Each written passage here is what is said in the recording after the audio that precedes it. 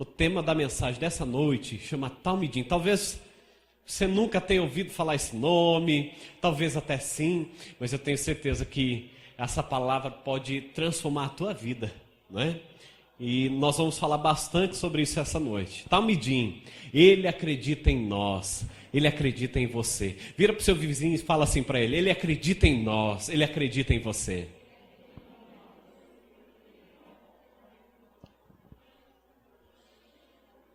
Agora olha para o outro vizinho aí, fala para ele a mesma coisa. Ele acredita em nós, ele acredita em você.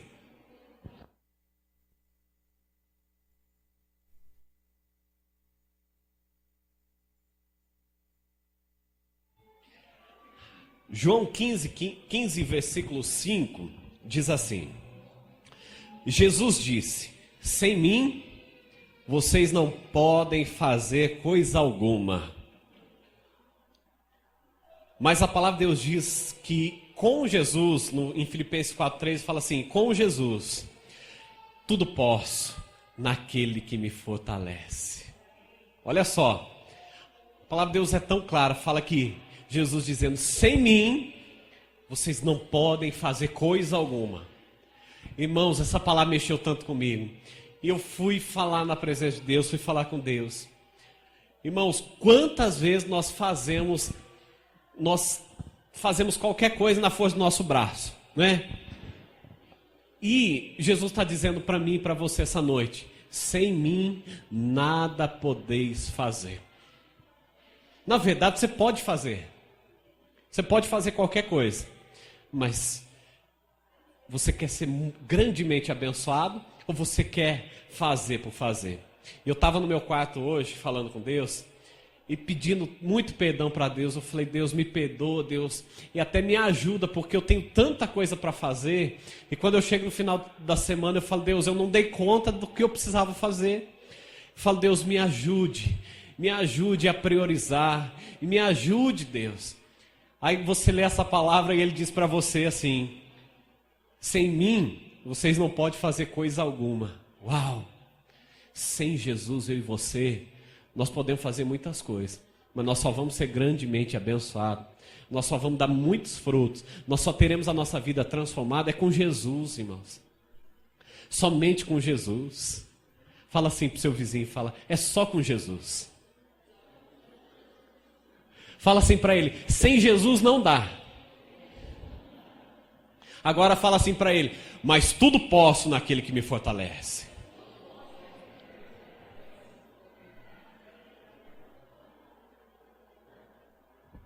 Sabe, o diabo, ele tem enganado muitos cristãos. E é algo que a igreja, você sabe o que a igreja luta contra? O que eu e você nós temos que lutar contra? Não é aquilo que Deus pode fazer, mas é as mentiras do diabo sobre a nossa vida. E é isso que nós temos. Eu, irmãos, quando eu tenho que aconselhar, muitas vezes quando nós temos que ensinar, nós ensinamos contra as mentiras do diabo. Não é ensinar a pessoa a fazer o que é certo, não é ensinar: olha, você for por esse caminho, você vai ser grandemente abençoado. Não, nós temos que ensinar muitas vezes a pessoa não dar ouvidos para as mentiras do diabo. Você sabia que essa é a grande luta da igreja? Lutar contra os sofismas, contra as mentiras do diabo. Porque é isso que o diabo está dizendo: olha, você nunca vai conseguir ser nada na tua vida. Você até tenta, mas no final das contas você não vai dar certo. A tua família, às vezes você pensa, né? E você sabe que o diabo, ele é tão inteligente, ele nunca vai dizer para você assim, ó: olha, a sua família é um fracasso. Ele nunca vai fazer dessa maneira. Ele vai vir no teu pensamento, ele vai dizer na primeira pessoa, ele vai falar: olha, a minha família é um fracasso. O diabo, ele nunca vem falando você, ele sempre fala na primeira pessoa. Sabe por quê? Você vai pegando aquilo e vai guardando dentro do teu coração. Daí você fala. O diabo fala na tua cabeça e você começa a repetir: a minha família é um fracasso. Eu nunca vou dar certo. Eu sou um fracassado. Na verdade, esses não eram pensamentos seus. Quando começou, provavelmente eram as mentiras do diabo na tua vida. Você está entendendo como que o diabo faz? Ele vem trazendo para mim e para você pensamentos na primeira pessoa. Na primeira pessoa. Né? Então essa é a grande luta. E o diabo, por incrível que pareça, irmãos, dia a dia ele tem conseguido enganar muitos e muitos cristãos. Muitos e muitos cristãos. Ele diz assim: você nunca vai ser grandemente usado por Deus, né? Ele fala: eu nunca vou ser grandemente usado por Deus. Você olha, né? O diabo fala assim: ó, olha para o teu vizinho, olha como o casamento dele é abençoado, olha como ele tem um casamento tão feliz. Aí você olha, aí você diz, é o diabo na tua mente, fala assim: olha, eu nunca vou ter um casamento que nem dele, eu nunca vou conseguir ser que nem ele. Olha só as mentiras do diabo. Mas com isso, irmãos, o diabo tem conseguido enganar muitas pessoas, tem destruído muitos lares, tem acabado com muitos ministérios, não é? Sabe por quê? Porque as pessoas têm deixado de acreditar quem elas são em Cristo. Nós acabamos de ler Jesus dizendo, né? Que sem mim não podem fazer coisa alguma, mas da mesma forma ele diz: tudo posso naquele que me fortalece. Você entende essa palavra tudo? Você sabe que eu pesquisei no original, no grego, irmãos, essa palavra tudo. Sabe o que ela significa no original? No grego original? Tudo mesmo. Essa palavra tudo significa tudo mesmo, tá? Então, quando ela diz, tudo posso naquele que me fortalece, está dizendo, eu posso todas as coisas mesmo naquele que me fortalece. Agora, para eu e você, nós sermos um discípulo de Jesus, para alguém ser discipulado para alguém, ou até para discipular outras pessoas, é necessário entender que o quê? Que Jesus, ele acredita em nós. Você sabe que essa palavra talmidim, no original, ela significa discípulos. Ou talmide, no singular, significa discípulo. E hoje eu quero falar um pouco sobre isso com você, sobre talmidim. Repita comigo, talmidim. Talmidim. Significa discípulo, mas para que nós possamos ser um discípulo, um talmidim de Jesus, para que nós possamos discipular alguém, para que você possa ser um talmide de alguém, você precisa entender, Jesus acredita em você. Você é um grande sucesso, meu amado. Viu? Não importa a vida como ela veio te conduzindo, não importa as oportunidades que talvez você não teve. Eu quero dizer para você que de hoje em diante, a tua vida pode ser totalmente transformada. Se você entender essa palavra, se você deixar o Espírito Santo falar com você, toda a tua história vai ser transformada nessa noite, em nome de Jesus. Agora, vamos ver como que foi que os judeus praticavam o discipulado na época de Jesus? Você sabe que Jesus mesmo, ele foi criado, não é? Ele foi criado como um menino judeu, irmãos, não é? Ele era um judeu, você sabe disso, né? Jesus era um judeu. E ele teve uma criação como todo menino judeu da sua época, tá bem? Eu quero falar um pouquinho como que os judeus praticavam esse discipulado, sobre isso que eu quero falar, sobre o talmidim, como que eles praticavam, tá? Como que no original, como que no começo eles faziam isso. Primeiro, talmidim. Está escrito aí, olha. Quero falar um pouquinho com você. Você sabe que a Torá, a Bíblia a qual nós lemos hoje, a Bíblia dos judeus, o Pentateuco, os primeiros 5 livros da Bíblia, né, que são Gênesis, Levítico, Números, Deuteronômio, eram os livros que tinham na Torá, eram os livros que faziam parte do Pentateuco. Som. E um grande historiador judeu da época, do primeiro século, ele chamava Joséfo. Ele disse o seguinte: acima de tudo, nós nos orgulhamos da educação das nossas crianças. Joséfo, esse grande historiador, ele disse isso. Acima de tudo, nos orgulhamos da educação das nossas crianças. Agora, sabe como que as crianças eram preparadas para se tornarem judeus de grande valor, ou até rabinos? Você sabe que o rabino era o maior nível, né, que uma pessoa poderia chegar no nível de instruir, seria um grande professor, seria uma pessoa assim, muito famosa da época, eram os rabinos. As pessoas mais famosas daquela época, dos judeus, eram os rabinos, tá bem? Agora eu quero falar um pouquinho com você sobre como que era a educação dessas crianças. O primeiro estágio de educação das crianças, dessas crianças, chamava-se Bet Sefer.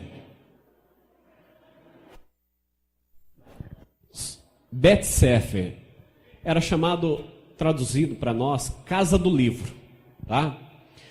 Esse primeiro estágio eram para crianças de 6 a 10 anos. 6 a 10 anos de idade. Como que eles faziam? Eles iam toda manhã para a sinagoga, não é? E eles iam aprender com o rabino local. Com o rabino local. Crianças de 6 a 10 anos. Irmãos, só para você ter ideia, eles estudavam tanto, de 6 a 10 anos esse primeiro estágio, que eles saíam ao final dos 10 anos conhecendo todos os 5 primeiros livros da Bíblia. Os 5 primeiros livros da Torá. Né? Gênesis, Êxodo, Levítico, Deuteronômio. Né? E não só eles conheciam, como eles sabiam decorados. Sabe o que é uma criança de 10 anos decorar os 5 primeiros livros da Bíblia? Sabia os versículos, os capítulos. Eles estudavam tanto, passavam a perna até na gente, irmãos, não é? Quem aqui conhece os livros da Bíblia de cor? Ninguém conhece? Pois é, uma criança de 10 anos daquela época conhecia, não é? Os 5 primeiros livros de cor. Agora, eles poderiam continuar os próximos níveis de ensino se eles se destacassem naquele grupo de crianças. Se os rabinos vissem que eles tinham potencial para continuar estudando, para continuar crescendo. Então, tudo dependeria da forma como eles se conduziriam durante esses anos de ensino, né? Esses 4, 5 anos de ensino ali. Agora, caso eles não continuassem, sabe o que acontecia? Eles voltavam para suas casas, as crianças voltavam para suas casas, e os pais daí iam continuar ensinando as crianças. Não é? Iam continuar ensinando o resto da Bíblia, aliás, o resto da Torá, né, que era o livro, a Bíblia deles é a Torá, e eles continuavam, né, com os pais. E eles iam aprender também a profissão que o pai tinha. Então, se o pai era um carpinteiro, o que as crianças iam voltar a aprender? A profissão do pai. Iam voltar e aprender a profissão de carpinteiro. Tá? Isso que era o que acontecia, tanto os meninos como as meninas. Agora, se os rabinos dissessem que eles poderiam continuar, eles iriam para o segundo estágio. O segundo estágio era somente para os alunos que se destacavam, irmãos. Tá? E era chamado de Bet, pode pular aí, Jô. Bet Talmud, casa de aprender. Era o segundo estágio aí. E eram para crianças de 10, então, a 14 anos. Tá? Agora, o que eles iam aprender nesses anos? O que eles iam continuar aprendendo? Todo o resto do Velho Testamento. Todo o Velho Testamento. Irmãos, e olha só, tá? Eles não só iriam aprender, como eles iam decorar. Ao final dos 14 anos, essas crianças, agora adolescentes, eles sabiam todo o Velho Testamento decorado. Decor. Paula, eu acho que o Ministério Infantil pode mudar um pouquinho aqui agora. Eu acho que a gente podia pôr essa criançada agora para decorar a Bíblia toda, o Velho Testamento todo. Os adolescentes aí de 14 anos têm que sair agora, né, afiados daqui para frente. Agora, a partir desse segundo estágio é onde aprofundavam, onde eles poderiam um dia se tornar um rabino também, conhecido na sua época, né? Se eles continuassem, se eles passassem do segundo estágio para o terceiro estágio. Mas caso eles não passassem para o terceiro estágio, o que aconteceria? Eles voltariam para suas casas e eles aprenderiam a mesma coisa. O pai ia ensinar o menino, a mãe ia ensinar a menina e cada um ia ter a profissão, né? O menino ia ter a profissão do pai, ia seguir os mesmos ensinamentos, o mesmo caminho, o mesmo trilho do pai. Agora, caso eles passassem para o próximo estágio, então o terceiro estágio era somente para o melhor dos melhores. Eram só elite literária daquela época que passava para o terceiro estágio, irmãos. E se eles passassem, eles iam se tornar um rabino. Então, esse terceiro estágio era chamado de Bet Midrash, casa de estudo. Esse terceiro estágio. Aí, como que funcionaria? Como que eles teriam que fazer? Cada Talmide, né, cada um desses alunos, eles iam procurar um rabino da sua cidade com quem ele quisesse se parecer. Vamos supor que tem 10 rabinos aqui em Rio Claro. Aí você ia escolher um desses 10, aquele que você mais se identifica, aí você vai lá se tornar um discípulo daquele rabino. Mas não era tão fácil como parece, como eu estou dizendo para vocês. Tá? Como que funcionava para passar para esse terceiro estágio? Como que funcionaria para ele se tornar um talmidim desse rabino? Tá? Funcionava assim.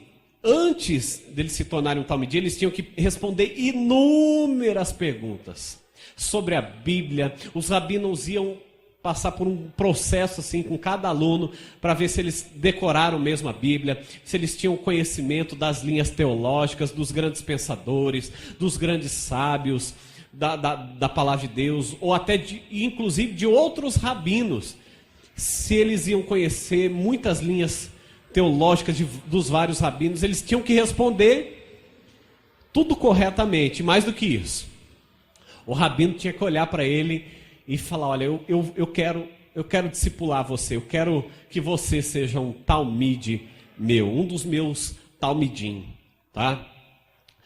Agora, depois que acontecia tudo isso, irmãos, caso ele não passasse, caso essa criança, esse adolescente não passasse, o que iria acontecer com ele? Novamente, vou dizer, ele voltaria para sua casa, mas antes disso, o rabino, né, ia falar para ele: olha, você vai se tornar um grande, um excelente judeu da nossa época. Você realmente nos orgulha, porque você conhece muito da nossa lei, muito da nossa Torá. Você vai se tornar um cidadão de bem, um cidadão de excelência, mas você não tem os requisitos para se tornar um talmidim meu, um seguidor meu. Infelizmente, né, não vai dar para eu poder te conduzir, te ensinar. E eles voltavam para casa com os pais iam continuar ensinando eles, e eles iam também continuar aprendendo a profissão dos pais. Mas aí eles não saíam tão tristes, porque eles já tinham passado por 2 níveis que poucas crianças passavam, né? E eles tinham tanto conhecimento da palavra de Deus e voltavam felizes para casa. Agora, caso o rabino aceitasse liderá-los, aceitasse conduzi-los e ensiná-los, sabe o que acontecia? Tá? Eles diziam o seguinte, e era uma frase que eles diziam para todos, né? Quando ele aceitava, depois daquela bateria de perguntas, ele dizia assim, o rabino dizia assim: venha, siga-me. Quando o rabino dizia: venha, siga-me, eles ficavam super felizes, porque agora eles iam aprender com o rabino dos sonhos dele, com aqueles que iam ensiná-los, né, as profundezas da Torá, iam ensiná-los coisas tão preciosas, e eles ficavam super felizes, porque agora eles iam ser ensinados por pessoas, né, tão preciosas, né? Então, eu quero dizer para vocês, irmãos, que o próprio Jesus, ele provavelmente passou por todo esse processo que eu acabei de dizer para vocês. Tanto é que Jesus, na Bíblia, ele é chamado o quê? De rabino. E um rabino, ele só poderia ser chamado de rabino se ele tivesse passado por todos esses processos. Você pode notar na Bíblia que aos 12 anos, o que Jesus estava fazendo? Ensinando no templo. Não é isso que Jesus estava fazendo? E quem que estava à volta dele? Os grandes mestres da lei. Muitos outros rabinos ali ficaram o quê? Surpresos com tanta sabedoria, com a maneira como Jesus estava falando. ali para eles. Então Jesus provavelmente, o que tudo indica que Jesus foi o rabino da sua época, o mais famoso. O rabino mais famoso da sua época. Um talmidim, sabe o que acontecia, irmãos? Quando você se tornava um talmidim de um rabino, você mudava para a casa dele, você ia deixar o seu pai, a sua mãe, e agora você ia morar com o rabino. Olha só que interessante, né? Então agora até a sua casa mudaria, porque agora você ia seguir o seu rabino de perto. Agora, como que era a vida de um talmidim? Existia um ditado na época que dizia o seguinte, era uma orientação para todos os talmidim. Era assim, cubram-se com a poeira dos pés do seu rabino. Quando o rabino olhava para ele, ou as pessoas olhavam para esse novo talmidim e dizia para ele assim, ó, cubra-se com as poeiras, com a poeira, aliás, cubram-se com a poeira dos pés do seu rabino. Sabe o que significava isso? Eles estavam querendo dizer, ande tão de perto do seu rabino que você, no final do dia, de tanto ele andar, você vai andar tão de perto dele. No final do dia você vai estar coberto de tanta poeira das sandálias do seu rabino, de tanta poeira que levantou durante o dia, porque você andou tão perto dele. Você sabe que até hoje os judeus ortodoxos, você for em Jerusalém, você vai ver muitas vezes o rabino andando e uma fileirinha de talmidim atrás, assim, ó, vai tudo indo, né? Eu ouvi até uma história esses dias, talmidim lá em Jerusalém, uma pessoa contando, viu o rabino andando e os talmidim tudo atrás, ele entrou no banheiro, o rabino, e ficou todos os talmidim lá fora, esperando o rabino voltar, né? Na hora que o rabino saiu, eles foram todos atrás, assim, enfileiradinho, assim, todos seguindo o rabino. Interessante. Agora, quando é que um talmidim, ele se tornava um rabino? Quando chegava aos 30 anos de idade. Como foi com Jesus, irmãos? O ministério de Jesus começou com quantos anos? 30 anos de idade, não é? Com 30 anos ele já estava totalmente capacitado. Então, dos 14 até os 30, ele ia ser um talmidim do rabino. Ele ia seguir muito de perto. O que o rabino fizesse, ele ia fazer, porque ele não poderia perder nada. Nenhuma instrução, nenhuma orientação. Tudo que o rabino estava fazendo, um dia ele ia fazer. Por quê? Porque ele estava seguindo de perto, bem de perto. Tá bem? Agora eu quero falar um pouquinho com você sobre o ministério de Jesus. Quando Jesus inicia o seu ministério, e ele, um grande rabino, o rabino mais conhecido da sua época, sabe o que ele faz? Ele quebra todos os paradigmas da sua época. Todos os paradigmas da sua época. Porque para ser um talmidim de um rabino, você tinha que passar por todos esses processos, não é verdade? E se você chegasse no final deles, você poderia acompanhar o seu rabino. Você poderia acompanhar. Mas o que Jesus fez quando ele inicia o seu ministério? Ele chega para Simão Pedro e André, e o que ele diz para os dois? Siga-me. Imediatamente. 2 pescadores, que provavelmente eles não passaram no teste, eles foram ditos como não qualificados, né? E eles provavelmente eles seguiram a profissão dos pais, que eram pescadores também. Estavam lá os 2 irmãos. E Jesus chega e fala, siga-me. E eles, na mesma hora, seguem a Jesus. E Jesus continua também, com Tiago e João. Eles estavam pescando com quem? Com o pai deles. Provavelmente eles eram o quê? Adolescentes ainda. A maioria dos discípulos de Jesus, irmãos, eram adolescentes ou jovens. A maioria, se não quase todos. A não ser Pedro, né? Mas do restante eram todos novinhos. E todos foram seguir. Quando Jesus chega para Tiago e João e fala, siga-me, venha, siga-me. Você não vê o pai deles questionar. Você vê o pai questionando? Fala, não, você vai me deixar. E agora, como que eu vou continuar pescando aqui? Eles abandonam o trabalho deles e vão seguir a Jesus. Por quê? Porque era um privilégio para os pais terem um filho que um dia se tornaria um rabino. Então, foi uma explosão de alegria quando Jesus chegou e disse: venha, siga-me. Quem que poderia falar, vem, siga-me? Só um rabino respeitado. E o aluno só iria se ele quisesse ser um discípulo, um talmidim daquele grande rabino. E Jesus era o maior de todos. Na mesma hora, eles deixam as redes e começam a seguir a Jesus. Inclusive, eles até perguntam: onde é a tua casa? Por quê? Porque eles achavam que eles iam morar com Jesus, né? Jesus nem parou, mas Jesus chama eles, né? Vem comigo. Que interessante, irmãos. Mas nenhum desses 4 que eu falei para vocês, para os rabinos da época, eram suficientemente bons. Porque nenhum deles passaram dos estágios seguintes. Talvez passaram do primeiro, não passaram do segundo, ou passaram do segundo, não passaram do terceiro. Mas o certo é que nenhum deles, para aquela época, foram suficientemente bons. Talvez é o diabo que está falando isso para você. Talvez você não é suficientemente bom para fazer algo para Deus. Você nunca poderá se tornar um grande discípulo de Jesus.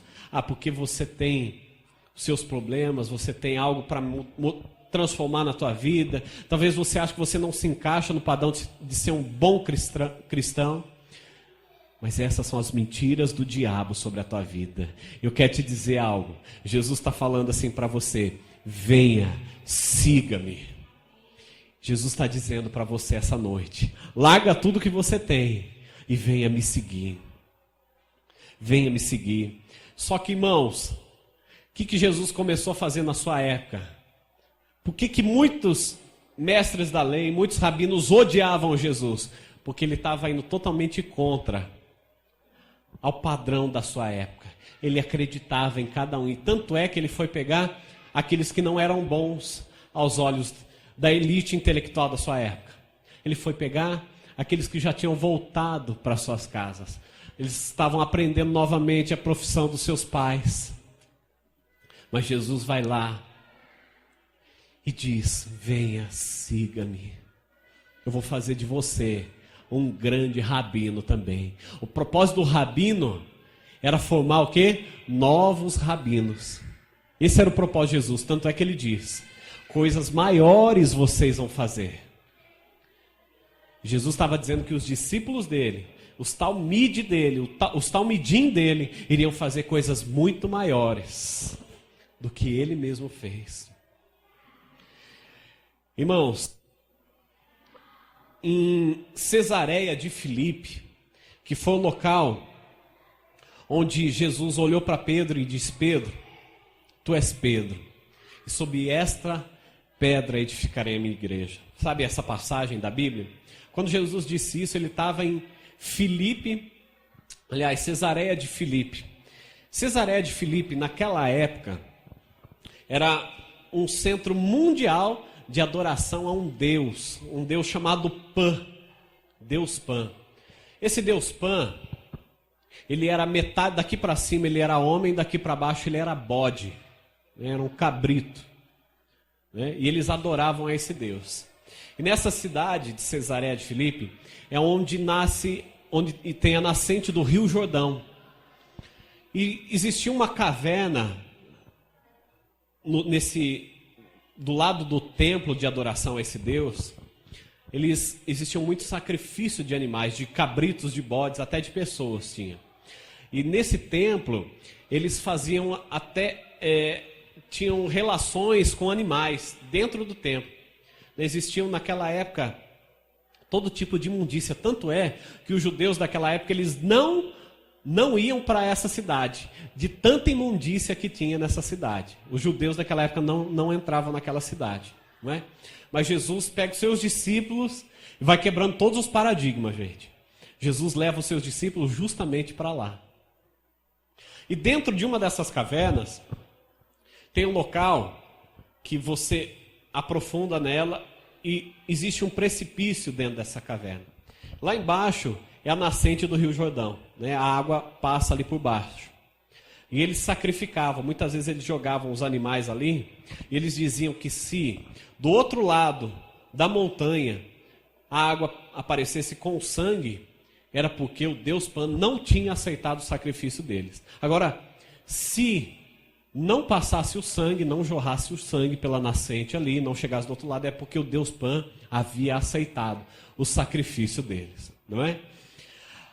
E esse local onde era jogado esse sacrifício era chamado de Porta do Inferno.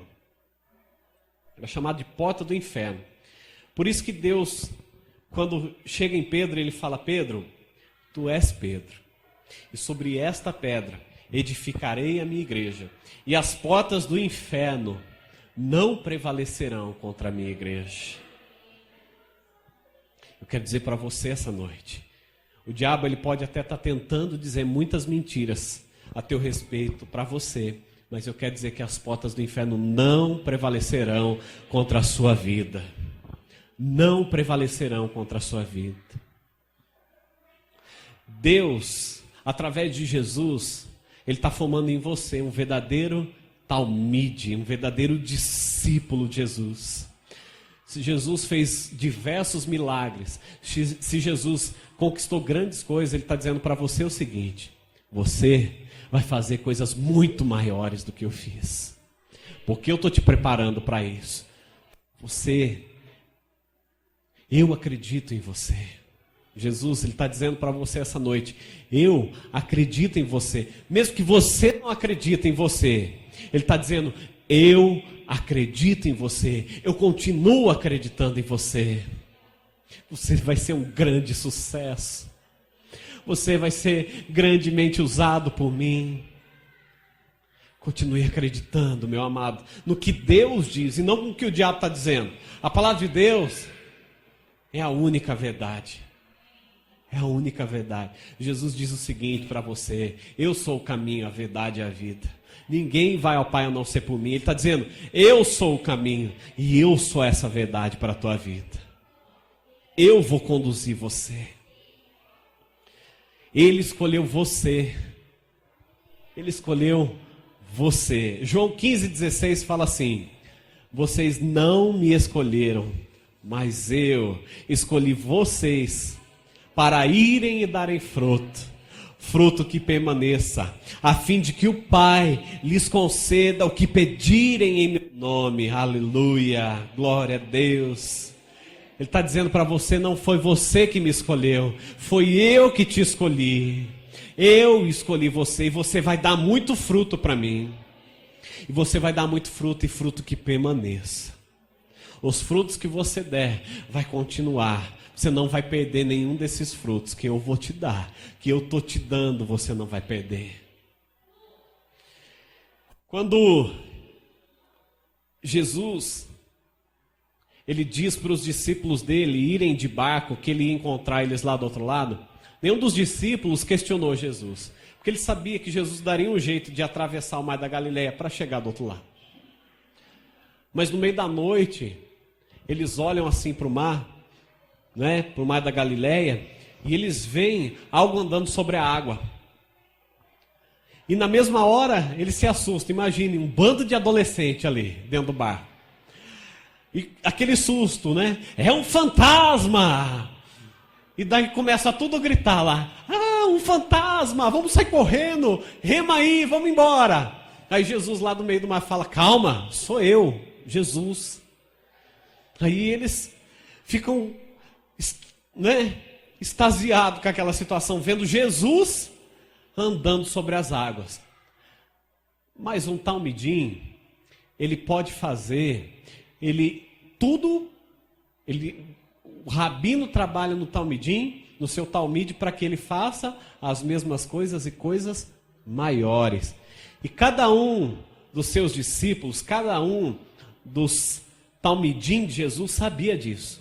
O que Pedro olha e fala? Mestre, não é? Me chama aí que eu vou também. Eu também quero andar sobre a água. Aí ele sai do barco e realmente o que acontece com ele? Ele começa a andar sobre as águas. Por quê? Porque Jesus estava andando, ele também poderia andar.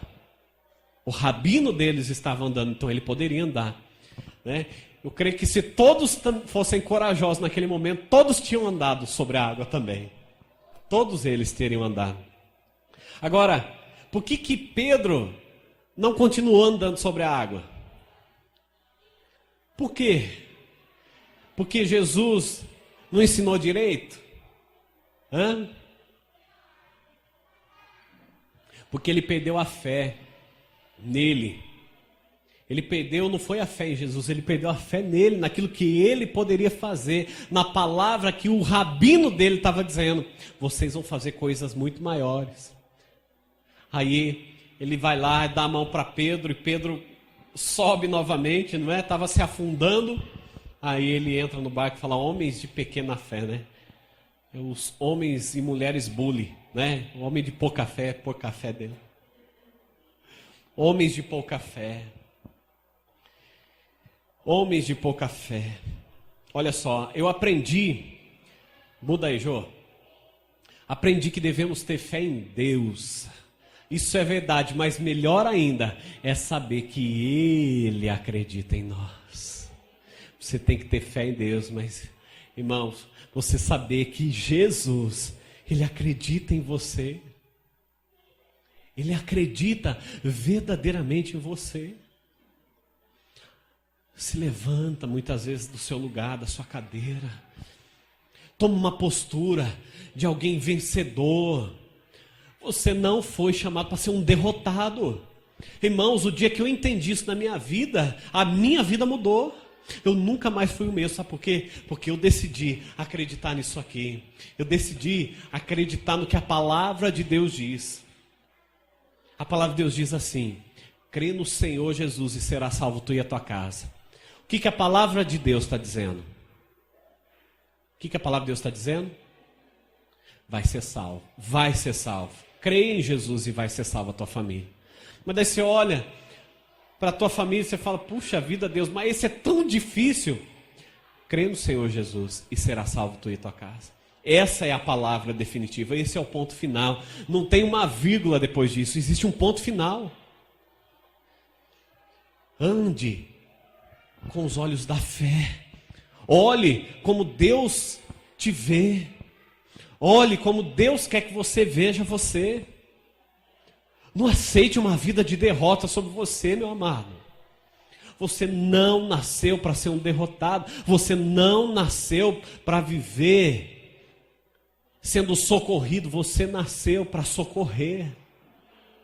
Você nasceu para ajudar. Você nasceu para conquistar. Você nasceu para dar fruto, e fruto que permanece. Você vai ser um grande sucesso em nome de Jesus. Se veja como Ele vê, porque Ele acredita em você. Ele acredita em você grandemente. Ele acredita. Ele acredita que você pode ser como Ele. Ele acredita que você pode fazer coisas maiores do que Ele. Aquilo que Ele fez e maior. Se Jesus disse, vocês farão coisas maiores. O que você tem que acreditar, meu irmão?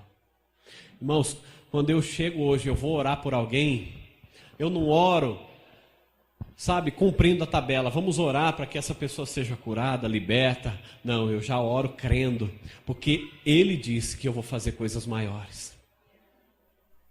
Coisas maiores. Esses dias nós tivemos uma situação muito chata. Uma das irmãs da minha esposa foi fazer, ela está grávida, ela foi fazer um ultrassom. Ela foi fazer um ultrassom e no ultrassom saiu que a criança ia nascer com um problema mental. Não foi isso, Paulo? Ela estava com falta de líquido no cérebro, acho que era alguma coisa assim. Acúmulo de líquido, verdade. E ela nasceria assim, com um problema mental, alguma coisa ela teria problema. Aí nós fomos lá, em fé, orar por ela. Aí naquele momento eu senti fortemente o Espírito Santo nos conduzindo ali. Eu falei para minha esposa, Paula, coloca a sua mão na barriga da tua irmã. E nós começamos a orar. No momento que eu orava, eu não via mais uma criança doente, eu via uma criança curada. Eu vi uma criança correndo, não tendo nenhum problema mental, e nós oramos crendo. Irmãos, na hora que nós entramos no carro, nós saímos da casa dela, eu falei para minha esposa, eu falei, Paula, eu senti como se algo visse dos meus pés, assim, e fosse para minha mão, assim, algo tivesse me tomado. E eu orei com tanta fé. Na hora que eu entrei no carro, eu falei, Paula, ela está curada, esse bebê está curado. Foi fazer ultrassom alguns dias atrás, o bebê não tem nada. Glória a Deus, não tem nada. Sabe por quê? Porque Deus nos trouxe uma palavra. Você só precisa acreditar no que Ele disse. Essa é a grande dificuldade que muitas pessoas têm. Até cristãos, irmãos, de 30, 40 anos de igreja, tem dificuldade, às vezes, de ver o seu filho doente. Tem facilidade para levar no médico, mas tem dificuldade para colocar a mão na cabeça e orar e repreender e expulsar aquele mal. Paula, quanto tempo o nosso filho não pega uma doença, não vai para o hospital? Anos. Meu filho não conhece o que é hospital, gente. Ele não pega nenhum resfriado, ele não pega. Nem resfriado ele não pega, eu te juro. Estou te dizendo, é verdade, meu filho nem resfriado não pega. Mas nós nos posicionamos. O diabo não vai tocar na nossa casa. Maior é o que está em nós do que aquele que está no mundo. Quando você acredita na palavra de Deus, a tua vida inteira é transformada. Por isso que eu te disse no começo dessa mensagem, se você crê nessa palavra, a tua vida vai ser transformada. Você nunca mais será o mesmo. Nunca mais. Irmão, ande em fé. Ande em fé. Crendo nos milagres de Deus, crendo no sobrenatural de Deus. Irmãos, e se eu pedir aqui para levantar as mãos, quantas pessoas não receberam um milagre na célula? Quase todo mundo vai levantar as mãos aqui. As pessoas estão sendo grandemente abençoadas, estão vendo as portas se abrindo. Por quê? Porque nós estamos acreditando num Deus vivo e verdadeiro. Não Deus da religião. A religião só vem para me escravizar você. Mas quando nós vivemos Jesus, tudo muda, irmãos. Tudo muda. Quando o Espírito Santo toma a tua vida, tudo muda. Você vai viver o sobrenatural. Você nasceu para vencer. Repita assim comigo. Eu sou um vencedor. Em Cristo Jesus, eu posso todas as coisas. A palavra de Deus sobre a minha vida é a verdade. E eu decido acreditar nas verdades de Deus e não nas mentiras do diabo. Diga assim, eu sou filho de Deus. Romanos 8, versículos 15 ao 17 fala assim: porque não recebestes o espírito de escravidão, para viverdes outra vez atemorizados, mas recebeste o espírito de adoção. Na NVI fala assim, o espírito que os adota como filhos, baseados no qual clamamos, Abba, Pai. O próprio Espírito testifica com o nosso espírito que somos filhos de Deus, aleluia. Ora, se somos filhos, somos também herdeiros, herdeiros de Deus e co-herdeiros com Cristo. Se com Ele sofremos, também com Ele seremos glorificados. Agora, porque sendo filho por adoção, você acha que Jesus não recebeu você? Não é? Significa que se Ele recebeu você como um filho adotivo, significa que Ele acredita em você. Viu? Ele acredita em você, Ele acredita no que você pode ser como Ele. O apóstolo Paulo, irmãos, além de Jesus, ele é o único que usa a expressão Abba, Pai. Além de Jesus, Paulo ele diz isso na Bíblia, né? Em 2 versículos ele fala Abba, Pai.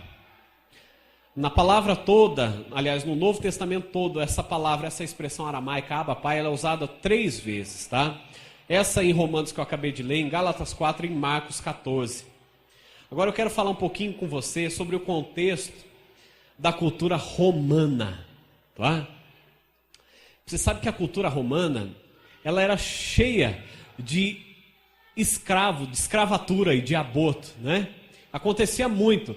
Você sabe que a civilização que mais formou escravo foi a civilização romana. A civilização que mais tinha escravos era essa. Existia uma lei romana que regia toda a legislação, tudo, a maneira como eles iam conduzir o império, era chamado de a lei das 12 tábuas, tá? Então ela regulamentava as atividades da vida romana. Num certo sentido, irmãos, era a constituição dos romanos, tá? Era a constituição deles, essa lei das 12 tábuas. E uma das coisas que essa lei das 12 tábuas ela abordava era a escravatura, tá? Na época do Império Romano nunca houve tanto escravos como naquela época, nem quando escravizaram os africanos para virem trabalhar no Brasil, quando tentaram escravizar índio, nunca houve tantos escravos como na época dos romanos, como na época da civilização romana. Você sabe que somente na Itália havia 3 milhões de escravos só na Itália. O Império Romano tinha. Você sabia também que o Império Romano, ele vendeu apenas em 1 hora, o imperador, 50 mil escravos. Ele vendeu uma cidade inteirinha em 1 hora para um mercador. Numa hora você está na sua cidade, belo e formoso. Na outra cidade, na outro momento você é escravo de um mercador. Talvez você não consiga entender isso. Mas existem cristãos nesse momento que estão sendo vendidos como escravos lá na Síria. Viu? Muitas pessoas estão morrendo nesse instante por causa de Jesus, por causa do amor de Jesus. E nós estamos aqui, é difícil às vezes de entender. Nós não passamos por essa pressão. Existem crianças morrendo, mulheres morrendo. Existem meninas nesse instante que estão sendo pegas para servir como prostitutas, como escrava sexual. Mulheres que estão sendo, irmãos, nesse momento, escravizadas para serem usadas como objeto. Outros estão sendo queimados nesse instante, enquanto nós estamos falando aqui. Jesus acredita em você. Num país como o Brasil, nós podemos fazer muita diferença, irmãos. E eu creio, em nome de Jesus, que nós vamos ganhar Rio Claro para Jesus. Eu creio nisso. Sabe por quê? Porque nós temos o privilégio de não sermos perseguidos dessa maneira. Nós podemos levar o Evangelho de Jesus aonde quer que seja, em cada canto da nossa cidade. Você sabe que as nossas igrejas no Brasil e no mundo têm conquistado cidades inteiras para Jesus. Em Santarém, no Pará, a nossa igreja lá ganhou mais de 90 mil pessoas. Tem mais de 90 mil pessoas numa igreja só. Sabia disso? A nossa igreja, que tem 10 anos somente em Fortaleza, fundou em Fortaleza, já está chegando em 10 mil pessoas. Os nossos pastores, isso é um privilégio, irmãos, eles estão em Fortaleza agora. Eles vão deixar agora o ministério lá, e agora vão vir e fundar a igreja em São Paulo, aqui pertinho da gente. Glória a Deus, aleluia. Vão estar sempre conosco aqui. Eu tenho certeza que nós vamos ganhar o estado de São Paulo para Jesus. Cada canto, em cada rua dessa cidade, nós vamos ter pelo menos umas 3 a 5 células, expandindo o reino de Deus. Famílias espirituais sendo geradas, pessoas sendo transformadas. Você sabe que em Santarém, os números de criminalidade, de mortalidade, estão lá embaixo. Caíram todos. Uma das cidades que mais tem progredido no Brasil é a cidade de Santarém, irmãos. Assassinato quase não existe mais na cidade. A cultura de uma cidade foi transformada porque pessoas decidiram acreditar na palavra de Deus e tiveram suas vidas transformadas. E aqui não vai ser diferente, não. Em nome de Jesus, eu creio nisso. E nós não somos escravos a não ser de Jesus, escravos de amor a Jesus, amém? Mas você sabe que a lei das 12 tábuas, elas davam autoridade para os pais. Naquela época, irmãos, os imperadores, os governadores, as pessoas mais conhecidas daquela época, elas viviam uma vida toda devassa. Você sabe como que os filhos deles viviam? Da mesma forma.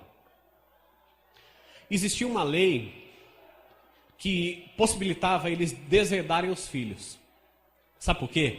Porque os filhos viviam na bebedice, na zoação, estragava a sua vida. E sabe o que eles queriam fazer, os filhos queriam fazer? Porque nunca tiveram amor dos pais, nada, nem contato com os pais. Eles procuravam matar os pais, os imperadores, as pessoas mais ricas daquela época, matar os pais para ficar com o dinheiro dos pais para torrar. Então, para evitar isso, dentro dessa lei das 12 tábuas, foi criada uma lei onde possibilitava você ir no cartório e assim, falar, olha, esse rapaz não é mais meu filho. E te dava uma outra possibilidade, você poderia adotar.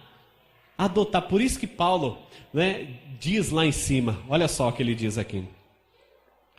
Porque não recebeste o espírito de escravidão para viveres outra vez atemorizados, mas recebeste o espírito de adoção, o espírito que os adota como filhos.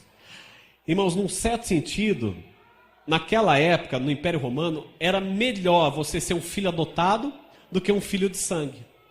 Porque essa lei das 12 tábuas, ela permitia você deserdar um filho.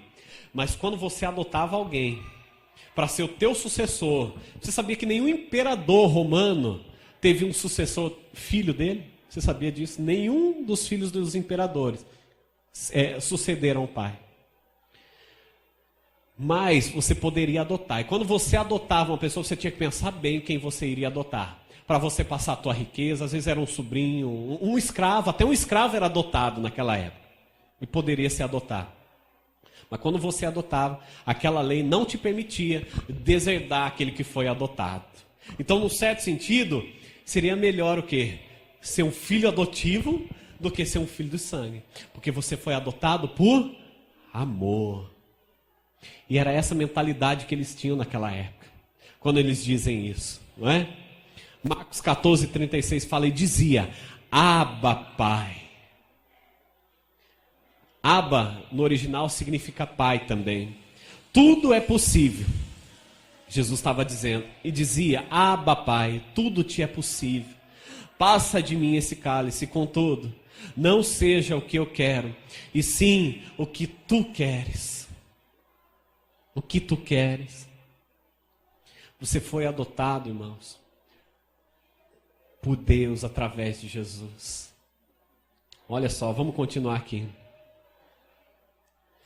Romanos 15:14 fala, e certo estou, meus irmãos, sim, eu mesmo, a vosso respeito, de que estáis possuídos de bondade, cheios de todo conhecimento, aptos para vos admoestardes uns aos outros. Jesus, o Pai adotou você através de Jesus. Quando Jesus ele morreu, quando ele se entregou, quando ele venceu, ele te deu o direito de ser chamado filho e filha de Deus. Herdeiros com Deus e co-herdeiros com Cristo. Tudo o que Jesus conquistou na cruz é direito meu, é direito seu, é direito nosso. 1 João 4:7 fala, segundo ele é, também nós somos neste mundo. Se ele é o dono de tudo, eu sou o quê? Sou dono junto com ele, aleluia, glória a Deus. Jesus, ele venceu por amor a você, ele se entregou por amor a você, ele deu a vida por amor a você, e Deus te adotou. Você sabe que quando Jesus estava na cruz, ele fala, Pai, se possível passa de mim, antes de subir para a cruz, Pai, se possível for, passa de mim esse cálice, mas seja feita a sua vontade. Mas quando Jesus sobe na cruz, ele fala, Eloi, Eloi, lama sabachthani. Deus meu, por que me desamparaste? Aí você olha essa expressão, você fala, mas Deus desamparou o próprio filho. Você sabe por quê, irmãos? Porque naquele momento ele tomou sobre ele o meu pecado e o seu pecado. Sabe o que nos impedia de chegar em Deus? De ser um grande vitorioso? Jesus na cruz, ele tomou. Mas para quê? Para que ele tivesse o direito de ter todas as coisas. Segundo ele é, também nós somos no mundo, neste mundo, aleluia, glória a Deus. Jesus, ele conquistou agora o direito. Ele é o único que tem o direito Quando Jesus subiu ao céu, ele foi assentar à direita de Deus. A Bíblia fala que agora Jesus, ele pode reinar em todas as coisas. Deus deu, o Pai deu a Jesus toda a autoridade. Jesus diz: toda a autoridade me foi dada nos céus e na terra. Mas não parou por aí. Segundo ele é o dono de tudo, ele tem todo o poder. Segundo ele é, também nós somos neste mundo. Jesus tem todo o poder, você tem todo o poder. Jesus pode todas as coisas, você pode todas as coisas. Jesus, ele pode nos dar uma vida e vida em abundância, porque ele é o dono da vida. Eu sou o caminho, a verdade e a vida. Você tem a abundância da vida de Jesus. Você é um recipiente, um reservatório das verdades de Deus. Deus te criou para ser um grande sucesso. Aleluia, aleluia. Jesus venceu por mim e por você. É só você acreditar que a tua história vai mudar. Você pode, você pode. Eu quero contar uma ilustração. Eu creio que não é uma verdade, mas até poderia ter sido.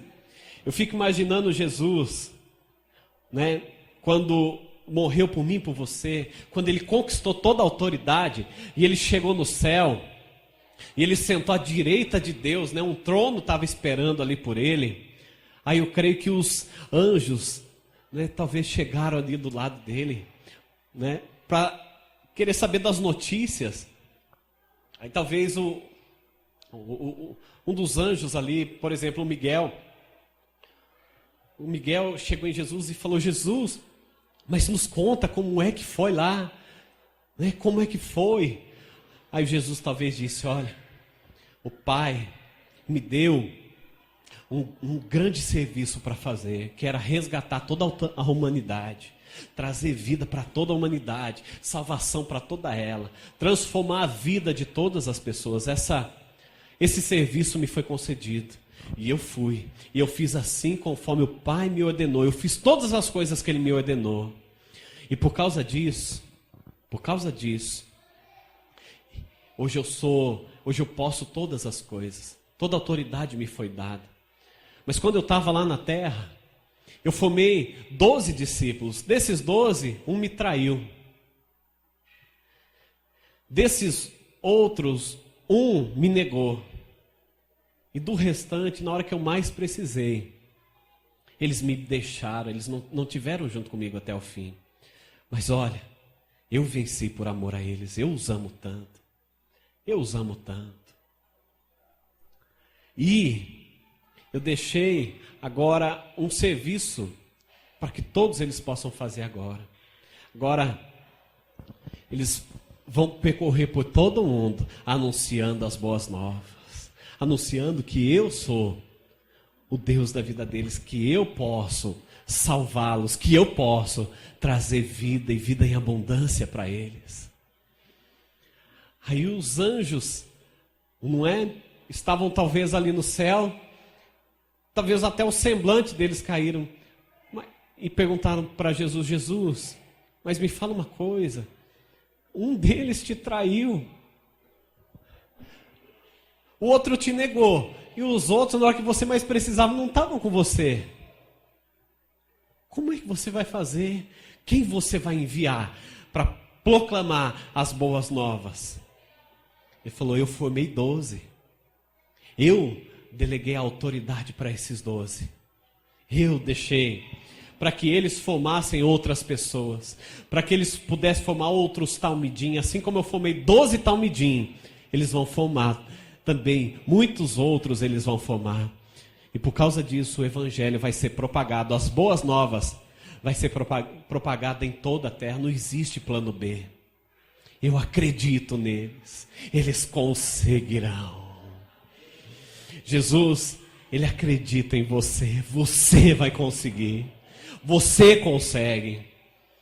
Todos agora podem se tornar um talmidim de Jesus. João 14:12 fala: digo-lhes a verdade, aquele que crê em mim fará também as obras que tenho realizado. Fará coisas ainda maiores do que essas, porque eu estou indo ao Pai. Mateus 28:19 fala assim: portanto, Vão e façam discípulos, talmidim, de todas as nações.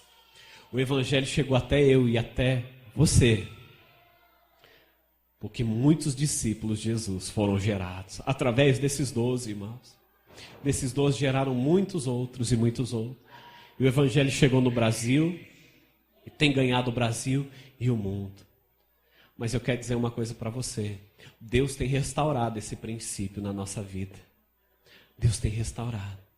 Deus tem formado em mim, em nós, verdadeiros discípulos dele. Você não vive, irmãos, uma filosofia. Você não vive. Antes você vivia talvez no mundo, hoje você talvez participa de rituais cristãos. Não, hoje é mais profundo que isso. Hoje você, ao final de cada dia, você tem que se limpar das poeiras dos pés de Jesus. E eu quero te convidar essa noite a seguir Jesus de pertinho. Se você seguir Ele bem de perto, a sua vida nunca mais vai ser a mesma.